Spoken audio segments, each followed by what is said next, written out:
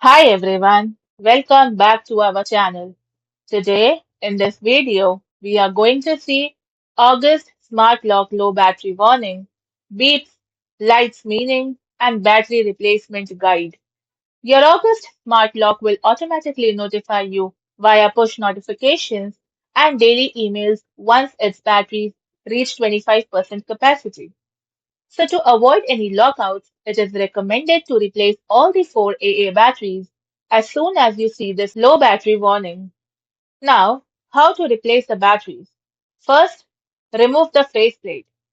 Press down or push the bottom of the August logo to tilt and pop off the magnetic faceplate. Next, swap the batteries. Now take out all the four old AA batteries and insert four fresh, standard, non-rechargeable alkaline batteries. And avoid using lithium, extended life, or rechargeable batteries, as they can cause reporting errors or make the low battery alerts inaccurate. Next, the lock will flash green, which indicates the batteries are installed correctly. After that, reattach the cover.